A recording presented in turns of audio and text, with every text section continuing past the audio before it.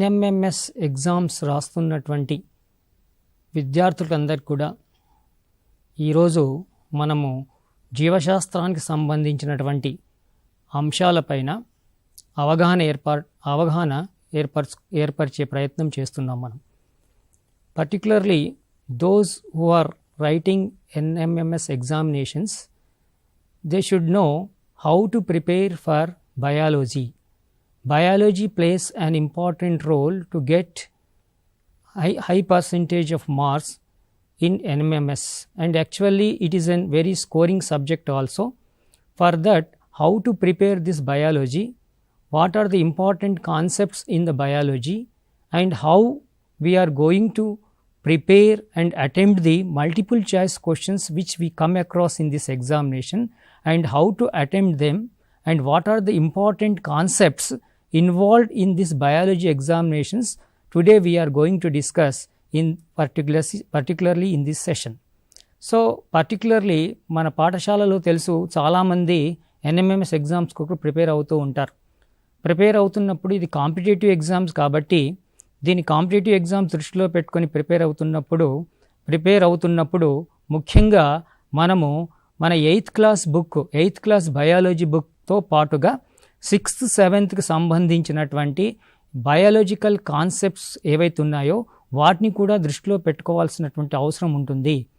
ఆ బయాలజికల్స్ మన text books అన్నీ కూడా మీరు 6th to 10th text books మనం చూసినట్లయితే, స్టేట్ గవర్నమెంట్ టెక్స్ట్ బుక్స్ కానీ ఏ టెక్స్ట్ బుక్స్ అయినా చూసినట్టయితే ఆ టెక్స్ట్ బుక్స్ అన్నీ కూడా థిమాటిక్ అప్రోచ్లో తయారై ఉన్నాయి. థిమాటిక్ అప్రోచ్లో తయారై ఉన్నప్పుడు ప్రతి ఒక్క థీము ప్రతి క్లాస్లో ఎలాబరేట్ చేసుకుంటూ దానికి సంబంధించిన కాన్సెప్ట్ని ఎలాబరేట్ చేసుకుంటూ వెళ్ళడం జరిగింది. కాబట్టి మనము కాంపిటేటివ్ ఎగ్జామ్స్కి ప్రిపేర్ అవుతున్నప్పుడు definitely we should keep it in mind that only we should not prepare only class 8 biology, but along with that class 8 biology, whatever the related concepts which are there in class 6th and which are there in class 7th as well as in 9th 10th, we should be focusing on that so that we will have more and more resource knowledge of that particular concept, and we can attempt any questions which we are going to get in the examination. In that way we have to prepare for this NMMS examinations. So దీంట్లో దృష్టిలో పెట్టుకొని ఈరోజు మనము జీవశాస్త్రానికి సంబంధించినటువంటి ముఖ్యంగా మన biology బుక్లో మనం చూసినట్టయితే 4 థీమ్స్ పైన మన పాఠాలన్నీ కూడా రాసినే ఉన్నాయి. 4 థీమ్స్లో మొట్టమొదటి థీమ్ ఈజ్ అవర్ ఫుడ్, మన ఆహారం. ఈ ఆహారం అనే థీమ్ని ఈరోజు మనం డిస్కస్ చేస్తాం. తర్వాత ఈ ఆహారం అనే థీమ్లో మనం తీసుకుంటున్నప్పుడు మనకు తెలుసు క్లాస్ 6th 7th 8thలో కూడా ఈ ఆహారం సంబంధించిన చాప్టర్స్ ఎలాబరేట్గా చేయడం జరిగింది. ఫస్ట్ మీరు క్లాస్ 6లో చూసినట్టు if you observe in class 6th the first chapter is our food. if you come to class 7th we are elaborated that concept and we are giving the components of food, and if you come to class 8th we are giving how that food is produced in our surroundings, how we are going to get food production from animals and how we are going to get the food production from plants. We are discussing those chapters in class 8th.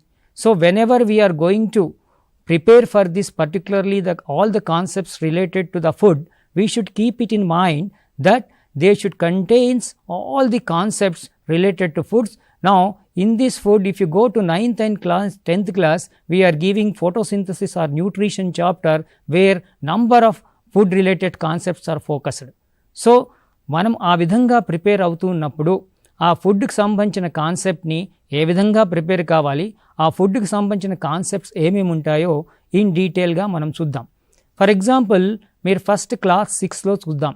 Class 6లో మీరు ఒకసారి చూసినట్టయితే class 6లో first chapter our food ఉంది. Our ఫుడ్లో మనము పిల్లవాడికి మన చుట్టుపక్కల ఉన్నటువంటి రకరకాల ఆహార పదార్థాల గురించి పరిచయం చేసాం. So you should get acquainted with the food materials, varieties of food materials and the ingredients present in them. దాంట్లో వాడేటువంటి దినుసులు ఏమైతే ఉంటాయో ఆహారంలో, ఆహార పదార్థాలు వండేటప్పుడు దాని గురించి కూడా మనం అక్కడ చర్చించాం. తర్వాత ఆహారాన్ని పాడవకుండా ఎలా నిల్వ చేయాలి, మనకు ఏ రకాలైనటువంటి పదార్థాల నుంచి లేదా sources of food, where we are getting sources of food, which type of food we are getting from plants which type of food we are getting from the animals, and which part of the particular plant is used as a food. All these things we have discussed in class 6th. So దానిపైన focus చేయాలి. మరి class 7th వచ్చిన తర్వాత, class 7th వచ్చినప్పుడు class 7లో ఆ food తిన్న తర్వాత ఆ ఫుడ్లో ఉన్నటువంటి కాంపోనెంట్స్ ఏంటాయి, ఆ ఫుడ్లో ఏమేం కాంపోనెంట్స్ ఉంటాయి, బ్యాలెన్స్ డైట్ అంటే ఏమిటి, ఆ ఫుడ్లో కార్బోహైడ్రేట్స్ ఉంటాయా, ప్రోటీన్స్ ఉంటాయా, ఫ్యాట్స్ ఉంటాయా, మినరల్స్ ఉంటాయా, విటమిన్స్ ఉంటాయా, ఇవన్నీ కూడా మనం క్లాస్ 7లో డీటెయిల్ చేసుకొని ఆ ఫుడ్లో ఆ కాంపోనెంట్ ఉందా లేదా అని తెలుసుకోవడానికి పిల్లవాడికి టెస్టింగ్ కూడా ఎబిలిటీ కూడా పెంచాం మనం. How to test the carbohydrates that are present in the food, how to test the proteins that are present in the food, how to test the fats that are present in the food. So the children can get acquainted with the food materials, what type of component is present in that food material, whether the food they are using, whether it is a balanced diet or not, they can themselves recognize. So basing on this, we can prepare some multiple choice questions which we are going to prepare for this NIMS examinations. So for example, మీకు ఒక చిన్న example చెప్తాను. ఇక్కడ agricultural food production ఉంది, అంటే production from agriculture, వ్యవసాయ ఉత్పత్తులు అని ఉంది.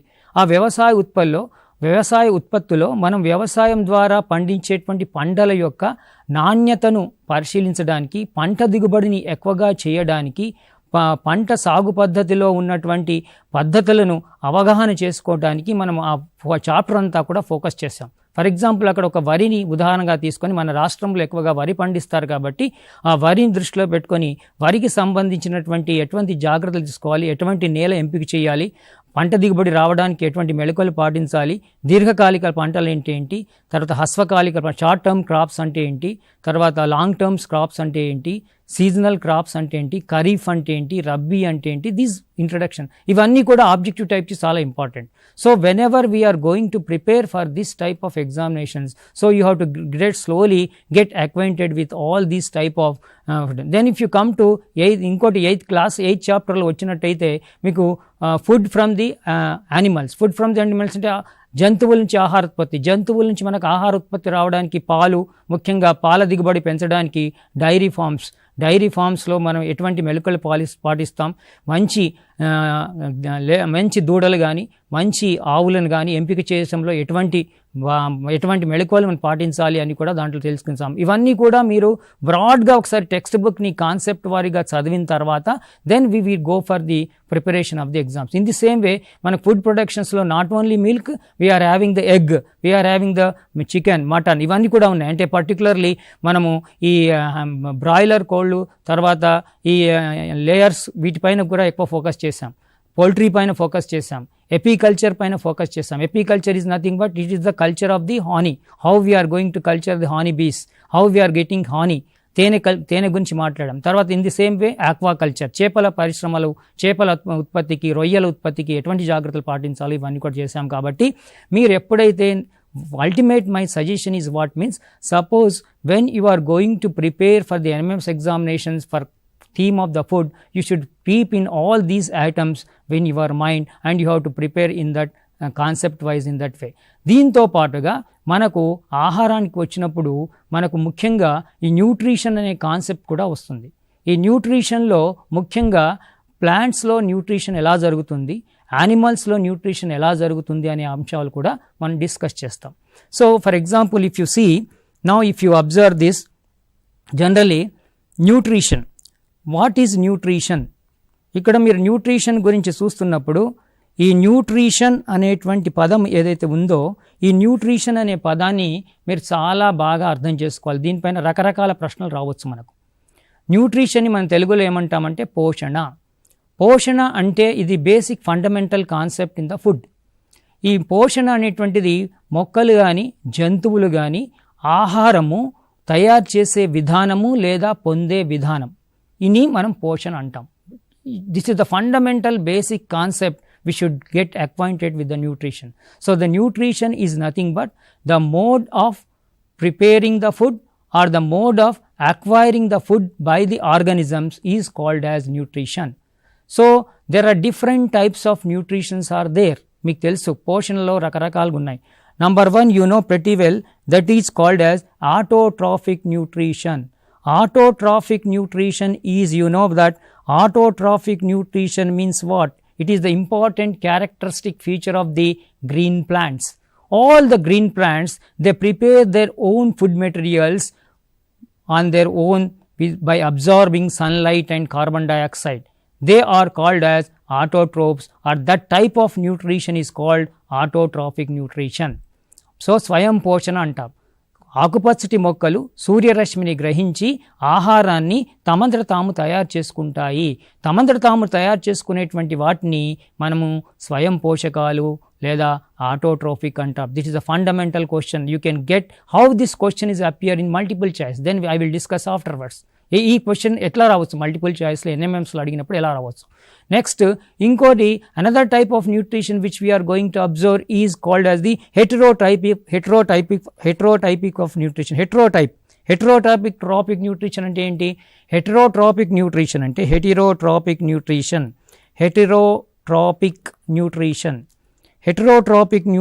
ఎట్లా ఉంటుంది?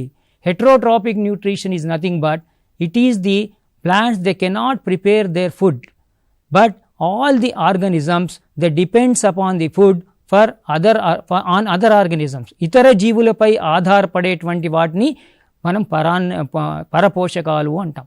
పరపోషకాలు అంటే ఇతర జీవులపై ఆహారం కొరకు ఆధారపడతాయి. ఇప్పుడు జంతువులు కానీ మనుషులు కానీ మనం అందరం కూడా హెటరోట్రోపిక్ న్యూట్రిషన్ కిందికి వస్తాం, పరపోషకాల కిందికి వస్తుంటాం.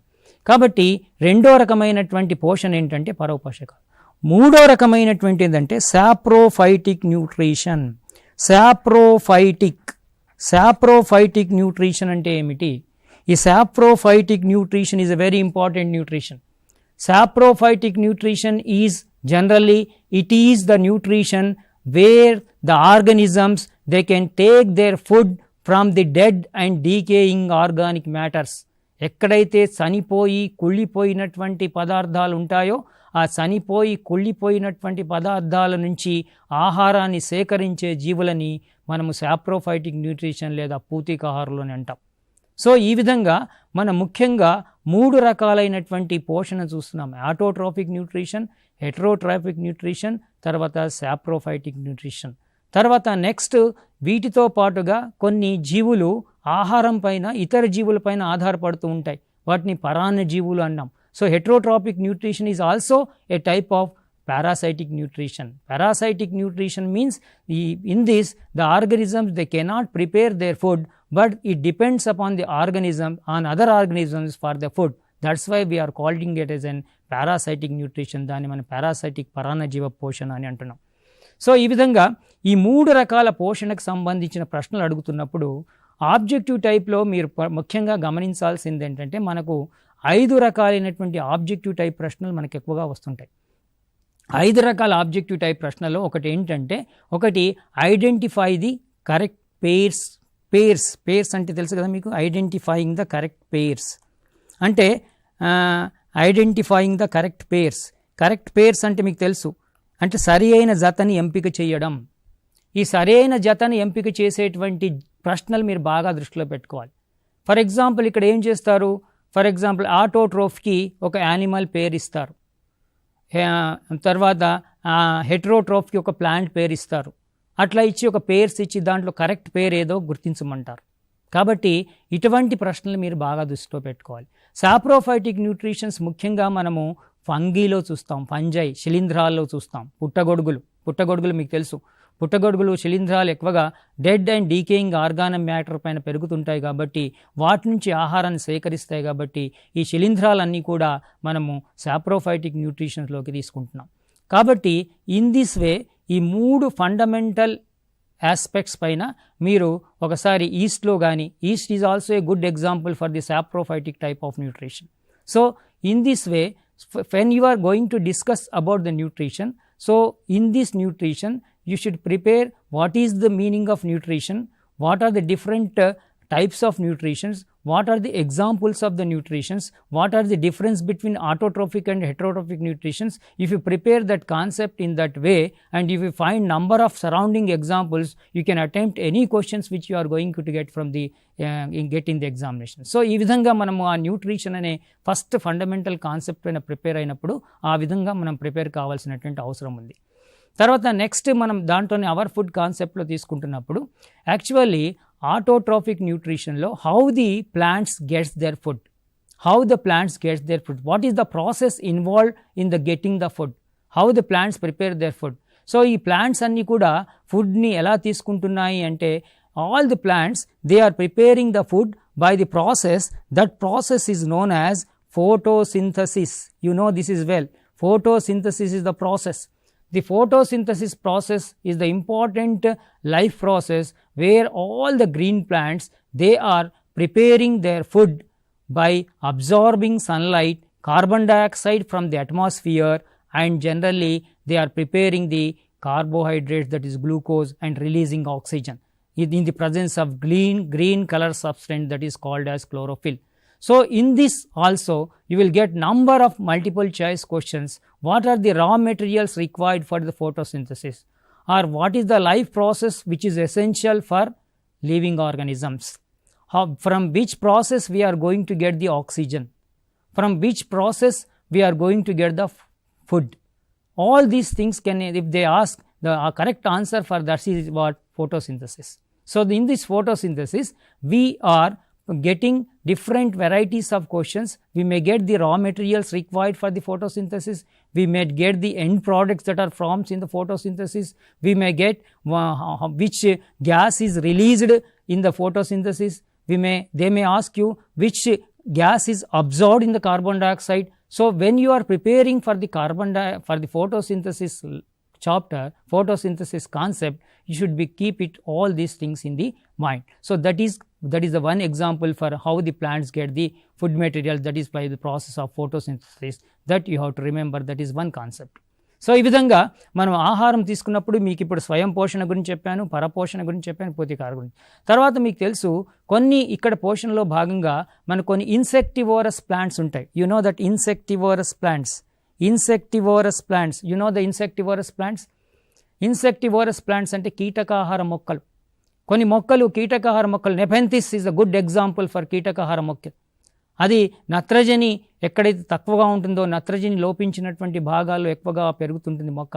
ఆ మొక్కలో యొక్క ఆకు ఏదైతే పత్రం ఉంటుందో ఆ పత్రం రూపాంతరం చెంది కూజా ఆకారంలో రూపాంతరం చెందుతుంది. పత్రదళం రూపాంతరం చెంది అక్కడ లోపల ఆ కీటకం మొత్తం కూడా ఆకుకు ఆకర్షించబడి ఆ కీటకం దానిపైన వాలినప్పుడు లోపల కీటకం వెళ్ళిన తర్వాత ఆ కీటకం మొత్తం అక్కడ ఉన్నటువంటి ఎంజైమ్ ప్రభావం వల్ల మొత్తం జీర్ణమవుతుంది. So that is called as some insectivorous plants are also there. That is also a special type of nutritions we are going to find in this one.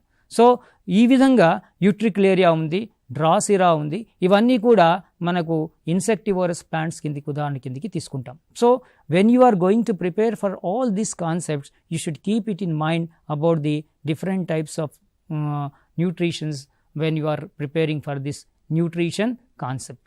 So this is about the nutrition and photosynthesis. తర్వాత మనం heterotrophic న్యూట్రిషన్కి వద్దాం. Heterotrophic న్యూట్రిషన్స్లో ముఖ్యంగా ఏంటంటే how the animals acquires the food. మీరు ఒకసారి class 6th చాప్టర్లో చూసినట్టయితే class 6లో animals ఫుడ్ని ఎలా సేకరిస్తాయి, కొన్నేమో తినేటప్పుడు నాలుక ద్వారా తింటాయి. ఫర్ ఎగ్జాంపుల్ కప్ప, how frog catches the food, how lizard catches the food, how you know the jalaga, how this particularly you call leech takes the food. There are different organisms are there. The mode of acquiring the food, the mode of taking food is different in different animals.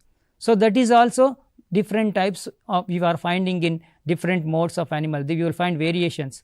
How the animals take their food with the how monkey eats the food, how lizard eats the food, how snake eats the food. So these are some of the examples. You can get any example in the examination and they may ask you what is the mode of acquiring this food. So you know that amoeba how it takes the food. Generally amoeba, you know that amoeba is having some long projections. These long projections are called as the pseudopodia. So the pseudopodias are the important locomotory organs that are present in the amoeba. They take the food by enlarging that pseudopodia, and they when the pseudopodia get enlarged, they take the food materials which is surrounding in the water and they get engulf that food materials inside the body. That is called as, సర్వసాధారణంగా మనం దాన్ని ఎట్లా, amoeba మిథ్యాపాదాలను ఏం చేస్తుందంటే పొడుగ్గా సాచి, ఆ మిథ్యాపాదాలను పొడుగ్గా సాచి ఆహారాన్ని లోపలికి తీసేసుకుంటుంది, శరీరంలోకి తీసుకుంటుంది, ఆహారపు రిక్తిగా మారిపోతుంది. సో ఈ విధంగా different methods are there. In paramecium, if you take in paramecium, there is special structure is there to cytosome. To that special structure the paramecium takes its food. So when you are preparing for the examinations, so these names of these structures you have to keep it in mind while preparing for the examination, particularly for the NMMS. So అదే విధంగా మీరు ఇంకా చూసినట్టయితే particularly in our human beings generally we take the food through mouth, but after getting the food in the mouth the food get different changes. Mastication of food takes place in our food. అక్కడ మొత్తం ఆహారం కూడా ముక్కలు కాబడుతుంది. ముక్కలు కాబడిన తర్వాత it mixes with the saliva, and from the saliva it enters into the next part of the alimentary canal. So you have to keep all these things in your mind whenever you are keeping for you are writing, you are preparing for the NMMS examinations. So ఈ విధంగా మనము ఆహారం గురించి మాట్లాడుతున్నప్పుడు పరపోషణ, తర్వాత next parasitic nutrition. ఆ parasitic న్యూట్రిషన్లో చాలా important ఏంటంటే, చాలా మొక్కలు మీరు చూసినట్టయితే కొన్ని మొక్కలు ఆహారాన్ని తమంతట తాము తయారు చేసుకున్నప్పటికి కూడా కొన్ని మొక్కలు ఏం చేస్తున్నాయి, పర్టికులర్లీ కస్క్యూటా అనేటువంటి మొక్క ఏం చేస్తుందంటే ఆహారం కొరకు తన కొన్ని ఆహార పదార్థం కొరకు ఇతర మొక్కలపైన ఆధారపడుతుంది. ఆ ఆధారపడేటప్పుడు కొన్ని ప్రత్యేకమైన వేర్లను ఉత్పత్తి చేస్తుంది. దాన్ని హాస్టోరియా అంటాం. ఆ హాస్టోరియా ద్వారా ఆహారాన్ని అది సేకరిస్తుంది. ఈ విధంగా పరాన్నజీవులు కూడా కొన్ని మొక్కలు స్వయం పోషకాలైనప్పటికీ కూడా దాంట్లో పోషక కణజాలము ప్లస్ దారువు లేకపోయేసరికి పరాన్నజీవుల కొరకు ఇతర జీవులపైన ఆధారపడడానికి కొన్ని ప్రత్యేకమైన వేర్లను తయారు చేసుకొని ఆ వేర్ల ద్వారా ఆహారాన్ని సేకరిస్తూ నీటిని సేకరిస్తుంటాయి. అటువంటి జీవనం పరాన్నజీవులు అన్నాం, పరపోషకాలు అంటాం. So in this food concept మనం ఇప్పటివరకు ఏం చూసాము అంటే డిఫరెంట్ టైప్స్ ఆఫ్ ఫుడ్. తర్వాత నెక్స్ట్ ఒక ఫుడ్ తీసుకుంటున్నప్పుడు whether that food is having carbohydrates or not, whether that food is having proteins or not, whether that food is having fats or not. Suppose you are giving varieties of food, how you are going to test the type of food material that is present in the food. Particularly మీరు ఇప్పుడు ఒకసారి ఆహారాన్ని తీసుకుంటున్నారు, కార్బోహైడ్రేట్స్ని తీసుకుంటున్నారు. Carbohydrate తీసుకుంటున్నప్పుడు ఆ carbohydrates మీరు తీసుకుంటున్నటువంటి ఆహారంలో కార్బోహైడ్రేట్ ఉందా లేదా అని ఎలా తెలుసుకోవాలి? Suppose you are taking rice, you are taking chapati. When you are taking rice and chapati, in that way whether carbohydrates are there or not, how to confirm the presence of carbohydrates? So the presence of carbohydrates can be tested with the iodine solution. That is a very important question. They may give the questions like this: carbohydrates can be tested with A, sodium solution, B, iodine solution, C, chlorine solution, D, nitrogen, like this, some other questions like this. So iodine plays an important role to identify the presence of, to know the presence of carbohydrates in the food materials. What it will do, when you add iodine to the food containing carbohydrates, that food which is white in color, it turns into blue black. So when the iodine is added to the food materials, if that food materials changes to blue black color, then it indicates that food contains carbohydrates. మనం ఎప్పుడైతే ఆహారాన్ని తీసుకొని ఆహారం పైన iodine సుక్కలు వేస్తామో, iodine సుక్కలు వేసినప్పుడు iodine నీలి నలుపు, ఆహార పదార్థం నీలి నలుపు రంగులో మారితే దాంట్లో మనకు పిండి పదార్థం ఉందని తెలుస్తుంది. కాబట్టి ఈ పిండి పదార్థం ఉందని తెలుసుకోవడానికి మనం అయోడిన్ పరీక్షను చేస్తాం. తర్వాత అదేవిధంగా నెక్స్ట్ ప్రోటీన్స్. మనం తీసుకున్నటువంటి ప్రోటీన్స్లలో ఆహార పదార్థాల్లో ప్రోటీన్స్ ఉన్నాయా లేదా అని తెలుసుకోవడానికి ఏం చేసుకుంటాం మనం? ఆ proteins copper sulphate plus sodium hydroxide, copper sulphate plus sodium hydroxide ద్రావణాన్ని కలిపి మనం ప్రోటీన్స్ కలిగినటువంటి ఆహార పదార్థాలతోటి కలిపినప్పుడు అది నీలి వంకాయ రంగులో మారితే, అంటే బ్లాక్ బ్రింజాల్ కలర్ అంటాం, బ్లూ బ్రింజాల్ కలర్లో ఆ ఫుడ్ మారితే, that indicates that the protein is present in that. Suppose they may ask you, what is the chemicals which are used to identify the presence of proteins in the food? The correct answer for that is what? Copper sulfate and sodium hydroxide. So whenever you are preparing for that type of questions, you have to prepare in that particular manner. అదేవిధంగా, so how to know the presence of oil? It is very easy. Fats or oils are present in the food. We can take any paper, put that oily food in the paper and observe the paper. The paper turns into transparency. That means what? మసకగా మారుతుంది. So మసకగా paper మారితే దాంట్లో it contains the oil. So in this way, these are the three important tests. Any test they can ask for in the examination to identify which material we are going to identify the carbohydrates, food fats present. Suppose they may give in different manner. Suppose if there are two types of foods are there. For example, one is pulses are there, then the wheat is there, then rice is there, then sugar is there. In all those four things, carbohydrates is present in this particular food అని objective టైప్లో అడగవచ్చు. So అటువంటప్పుడు మన test base ఆధారంగా చేసుకొని carbohydrates ఉన్నాయా, fats ఉన్నాయా, proteins ఉన్నాయా కూడా తెలుసుకోవచ్చు. So these are the some of the important questions regarding these three aspects. Then another important aspects which we have to remember in this is that is called as the roughages. Raffages plays an important role in our food materials. You can get any question from these raffages. What are raffages? You know, the raffages are nothing but they are the fibrous foods. దీన్నే మనం తెలుగులో పీచు పదార్థాలు అంటాం. మనం తీసుకునేటువంటి ఆహార పదార్థాల్లో పీచు పదార్థాలు కంపల్సరీగా ఉండాలి. పీచు పదార్థాలు కలిగి ఉన్నటువంటి ఆహార పదార్థాలు మీకు తెలుసు. చిక్కుడుగాయ కానీ బీన్స్ కానీ, లేకపోతే రకరకాలైనటువంటి డ్రమ్ స్టిక్ కావచ్చు, బీరకాయ కావచ్చు, number of food materials, pulses తృణధాన్యాలు కావచ్చు, సిరిల్స్ కావచ్చు, they contains number of fibres. The fibres foods are very essential. What happens if you don't take fibrous food? You know what is the problem? If you are not taking fibrous food in your daily life, what is the major issue you will find? The major issue which we will find is the constipation problem. You know, indigestion problem, constipation problem, మలబద్ధకము అంటాం మనం తెలుగులో. ఈ మలబద్ధకాన్ని నివారించడానికి మనం పీచు పదార్థాలు కలిగినటువంటి ఆహార పదార్థాలు మనం కంపల్సరీ తీసుకోవాల్సిన అవసరం ఉంది. ఇది కూడా ప్రశ్న మనకు చాలాసార్లు సందర్భాల్లో అడిగారు. ఇటువంటి ప్రశ్నలు కూడా మనకు అక్కడ వచ్చు. వాడు అడిగేటప్పుడు ఎలా అడుగుతారంటే, పీచు పదార్థాలు కలిగిన ఆహార పదార్థాలు ఏవని లిస్ట్ అడగవచ్చు. లేదా మనం తీసుకునే ఆహార పదార్థాల్లో పీచు పదార్థాలు లేకపోతే ఏమవుతుందో అడగవచ్చు. పీచు పదార్థాలు మన ఆహార పదార్థాలని ఏ విధంగా మారుస్తాయో అడుగుతారు. పీచు పదార్థాలు మన ఆహార పదార్థాల జీర్ణం కావడానికి ఎలా తోడ్పడతాయో అడుగుతారు. కాబట్టి పీచు పదార్థాల కాన్సెప్ట్ తీసుకుంటున్నప్పుడు ఈ 3 రకాలైన ప్రశ్నలపైన మనం ఎక్కువగా ఫోకస్ చేయాల్సిన అవసరం ఉంది. So these are the another type of questions will get from the our food concepts.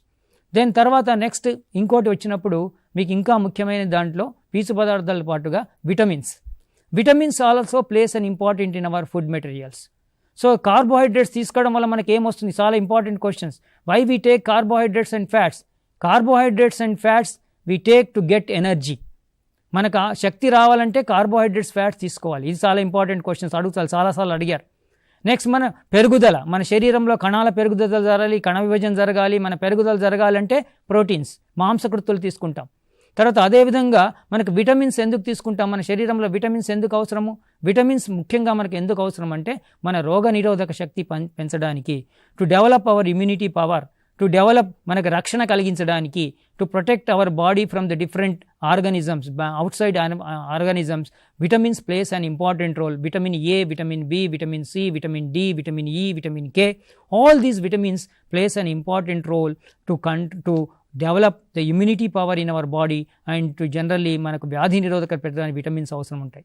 తర్వాత అదేవిధంగా నీరు కూడా మన ఆహారంలో ప్రధాన పాత్ర వహిస్తుంది. నీరు ఆహారం జీర్ణం కావడానికితో పాటుగా మన శరీరంలో సమతాస్థితిని ఏర్పడడానికి ఖనిజ లవణాలు కూడా, మినరల్స్ కూడా తోడ్పడతాయి. కాబట్టి వీటన్నిటిలో దృష్టిలో పెట్టుకొని ఏ ఆహార పదార్థాల్లో ఖనిజ లవణాలు ఉంటాయి, ఏ ఆహార పదార్థాలు పీచు పదార్థాలు ఉంటాయి, ప్రోటీన్స్ కలిగిన ఆహార పదార్థాలు ఏంటి, ప్రోటీన్స్ ఎందుకు తీసుకోవాలి, పరపోషణ అంటే ఏంటి, స్వయం పోషణ అంటే ఏంటి, పౌతికాహారాలు అంటే ఏంటి, వాటికి ఉదాహరణలు ఏంటి, కిరణజన్య సంయోగక్రియ అంటే ఏంటి, పరాన్నజీవులు అంటే ఏంటి, పరాన్నజీవులకు ఉదాహరణ ఏంటి, కిరణజన్య సంయోగక్రియలో కావలసిన కారకాలు ఏంటి, కిరణజన్య సంయోగక్రియలో అంత్య పదార్థాలు ఏంటి, ఇవన్నీ కూడా మీరు ఒక ఫుడ్ కాన్సెప్ట్ పైన తీసుకుంటున్నప్పుడు వీటిని దృష్టిలో పెట్టుకుంటే సరే. మరి చివరిగా ఆహార ఉత్పత్తి సాధించాలంటే మనం వ్యవసాయం పైన ఆధారపడతాం. మరి ఈ వ్యవసాయంకి సంబంధించినప్పుడు వ్యవసాయం పైనే మన ఆహార ఉత్పత్తి ఆధారపడుతుంటుంది. కాబట్టి ఆ వ్యవసాయం చేసేటప్పుడు మనం ఎటువంటి నేలను ఎంపిక చేసుకోవాలి? వరి పండించేటప్పుడు ఎటువంటి నేల ఎంపిక చేసుకోవాలి, వరి సాగు చేసే పద్ధతులు ఏంటి, వరి అధిక దిగుబడి సాగించడానికి మనం ఎటువంటి మెళకువలు పాటించాలి, ఎటువంటి దీర్ఘకాలిక పంటలు అంటే ఏంటి, హ్రస్వకాలిక పంటలు ఏంటి, వరిలో ఏ రకమైన వెరైటీ ఎక్కువ ఉత్పత్తినిస్తుంది, అధిక ఉత్పత్తి సాధించడానికి మనం వరిలో ఎటువంటి సాగునీరు పద్ధతి పాటించాలి, రకరకాలైనటువంటి డ్రిప్ ఇరిగేషన్ మెథడ్ యొక్క ఉపయోగం ఏంటి, బిందు సేద్యం యొక్క ఉపయోగం ఏంటి, అదేవిధంగా స్ప్రింక్లింగ్ మెథడ్ యొక్క ఉపయోగం ఏంటి, ఇవన్నీ కూడా మన ఆహారంతో పాటుగా ఆహారం గురించి ఎప్పుడైతే తెలుసుకుంటామో ఆహారం గురించి తర్వాత 8th క్లాస్ వచ్చిన తర్వాత ఈ ఆహారోత్పత్తిని పెంచడానికి మన వ్యవసాయంలో ఎటువంటి మెళకువలు పాటించాలి, ఎటువంటి వ్యాధులు వస్తాయి మొక్కలకు, ఆ వ్యాధులు రావడానికి రకరకాల వచ్చే వ్యాధుల పేర్లేంటి, ఆ వ్యాధి ఏ జీవి వలన వస్తుంది, ఆ జీవి రావడానికి ఎటువంటి జాగ్రత్తలు తీసుకోవాలి, వీటిపైన ఒకసారి మీరు దృష్టిలో పెట్టుకుంటే ఏ ప్రశ్న వచ్చినా కూడా మనం అదేవిధంగా జంతు సంబంధించిన దాంట్లో యానిమల్ ప్రొడక్షన్స్లో జంతు ఉత్పత్తిలో కూడా ఈ ఎపీకల్చర్ గురించి కానీ ఆక్వాకల్చర్ గురించి కానీ తర్వాత పౌల్ట్రీ గురించి కానీ రకరకాల కోళ్ల పరిశ్రమలో ఉన్నటువంటి రకరకాల గుడ్ల ఉత్పత్తి గురించి వాటిలో యాజమాన్య పద్ధతుల గురించి మనం ఒకసారి చేసినట్టయితే ఈ ఆహార సంబంధించిన ఏ ప్రశ్న వచ్చినా కూడా మనం దాంట్లో అటెంప్ట్ చేసుకునే అవకాశం ఉంటుంది.